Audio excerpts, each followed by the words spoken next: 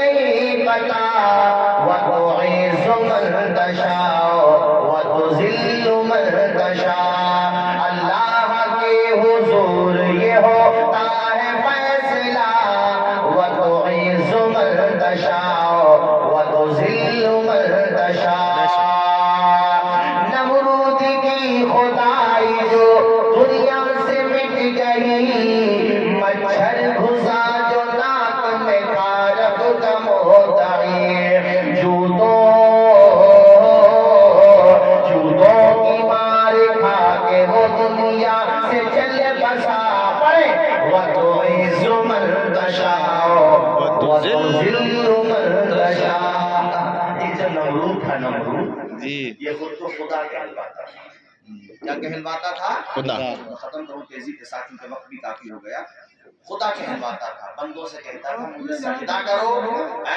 آپ کو اجازت دو یہ پروگرام کی اجازت دو یار ہاں نا وہ تو مجھے معلوم ہے خیر ماشاءاللہ آپ تو سنتے رہو گے لیکن دیکھو صبح کو بارات بھی جانا ہے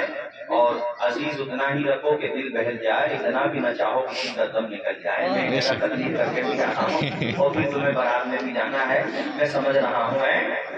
ہاں ماشاءاللہ یہ تو آپ نے اچھا کیا خیر انتظام کر لیا ورنہ اوپر سے اوس بھی گرتی سنو بھائیو میں یہ بتا رہا تھا آپ کو مگر یہ ہمارے رفاقت بھائی جو ہے نا یہ تاریخ لیتے ہیں تو یہ نہیں کہتے ہیں کہ تمہاری مثال کے طور پر آج 3 تاریخ تھی کہ بھئی مناد وزیر صاحب 3 تاریخ خالی ہے کہ نہیں کہتے 3 تاریخ میں آنا ہے تو آنا ہے بھی آنا ہے کہیں بھی پروگرام میں نے کہا بھائی حیات نگر میں پروگرام ہے کہا کیا ہوا حیات نگر میں کیا دیگر پور میں بھی وہ تو آنا ہے تو یہ معاملہ ہوتا ہے یہ قربتوں کا معاملہ ہوتا ہے کچھ لوگ خاص ہوتے ہیں خاص ہونا بھی بڑی بات ہے مگر کچھ بہت خاص ہوتے ہیں تو یہ ہوتا ہے مسئلہ تو حضرات میں یہ بتا رہا تھا آپ کو آخر میں یہ بتا دو پھر میں ختم کرتا ہوں کہ نمرود جو تھا یہ اپنے آپ کو خدا کہلواتا جی لوگوں سے کہتا سجدہ کرو مگر ابراہیم خلیل اللہ وہ اللہ کے پیغمبر بے شک انہوں نے کہا بھائی تجھے خود تو خدا کی طرف سے بھائی تو خود کو خدا کیوں کہلواتا ہے تو نمرود نے کہا میں خدا کیوں نہیں ہوں میں لوگوں کو غلہ دے رہا ہوں لوگوں کو زندگی دے رہا ہوں لوگوں کو جلا رہا ہوں لوگوں کو میرے گھر سے سب کچھ چل رہا ہے تو حضرت ابراہیم نے کہا تو خدا ہے میرا اللہ تو وہ ہے جو مردے میں جان ڈال دیتا ہے بے شک سبحان اللہ وہ زندوں کو موت دے دیتا ہے تو اس نے ایک دم سے کیا کیا اپنے قید خانے سے کچھ لوگوں کو بلایا جن کو پھانسی ہونا تھی ان کو رہا کر دیا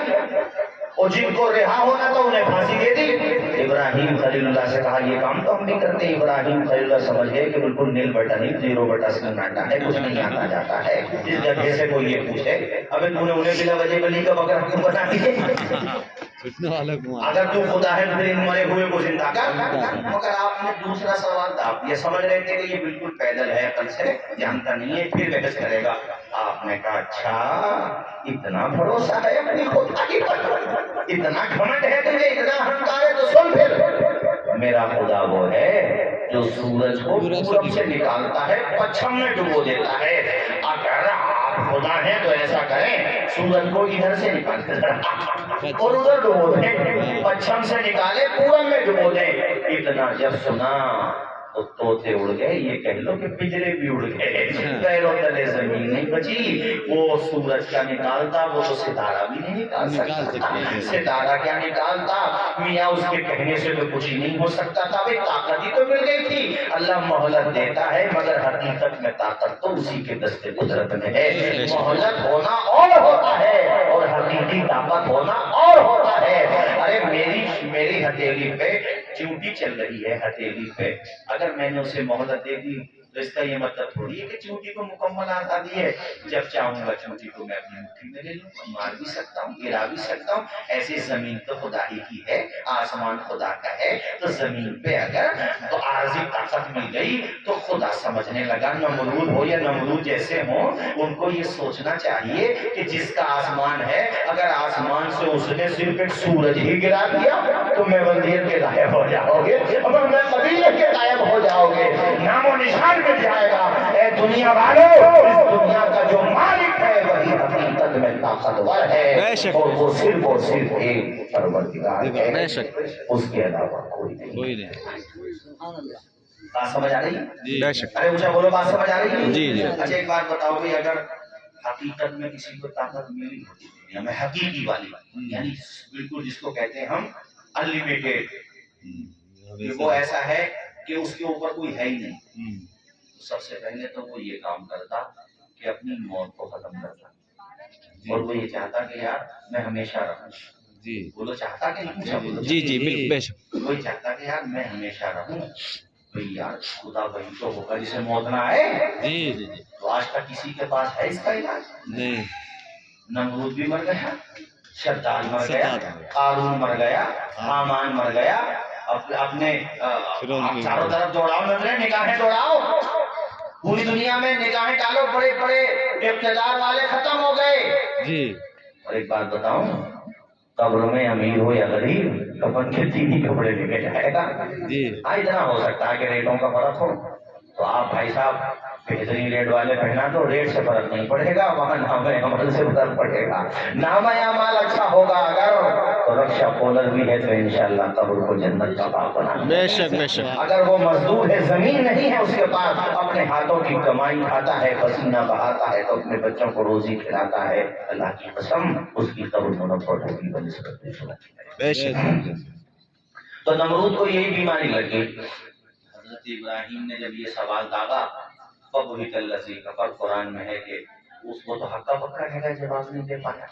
اب اس نے کیا کیا، اس نے غصے میں آ کر کے بہت بڑا الاؤ کہہ دو، بہت بڑا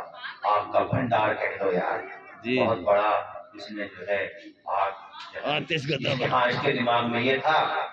کہ بھئی ابراہیم کے سوالوں کا تو جواب میرے پاس ہے نہیں. کھسیانی بلی کھمبا نوچتی ہے، یہ تو کھسیانا بھی لوٹا تھا، یہ تو پتہ نہیں اس کا مقصد ہی کیا تھا. اس نے کیا کیا، اس نے صاحب وہ چاروں طرف باؤنڈری کرا دی، اور اتنی اونچی آگ کی رفاقت، بھائی تفسیر میں لکھا ہوا ہے کہ جہاں تک نگاہ جاتی تھی آگ ہی آگ. اللہ، ہاں اتنی اونچی آگ. اب کہا ابراہیم خلیل اللہ کو گوپن بہت بڑی بنائی گئی. میں سمجھانے کے لیے کہہ رہا ہوں، گوپن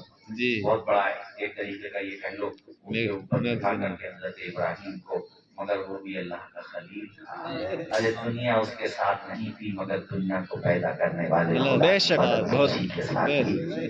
جبریل امین آ گئے. کہاں سے بولو؟ سدرۃ المنتہا سے. یہ فرشتوں کے سردار ہیں، 600 پر ہیں، اور رفتار کا عالم یہ ہے. ان سے پوچھا گیا کبھی آپ نے آپ کی جو اوریجنل رفتار ہے اس کا استعمال کیا؟ کہاں ہاں کیا. ایک دفعہ یوسف علیہ السلام کی رسی ان کے بھائیوں نے کاٹ دی تھی. اللہ نے کہا او جبرائیل میرے یوسف کی رسی کاٹ چکی ہے، کنواں اندھیرا ہے، نیچے نہ پہنچے میرا یوسف، اس سے پہلے تو پہنچ جا، اپنے پروں پہ لے لے اسے. کہتے میں سدرۃ المنتہا پہ تو ساتوں آسمان کے اوپر سدرۃ المنتہا ہے. یہاں سینکڑوں ہزاروں لاکھوں کلومیٹر دور نہیں ہے سدرۃ المنتہا. میاں کروڑوں اربوں خربوں ٹریلین یار نمبر کی یاد نہیں ہے، کیلکولیٹر کام نہیں کرے گا تمہارا. اتنی دور سدرۃ المنتہا، وہاں سے جبریل چلے، رسی کاٹ گئی ہے. حضرت جبریل کہتے ہیں یوسف نیچے نہیں پہنچے تھے کہ میں وہاں پر پہنچ گیا. اللہ اکبر. جبریل کی رفتار کا عالم دیکھو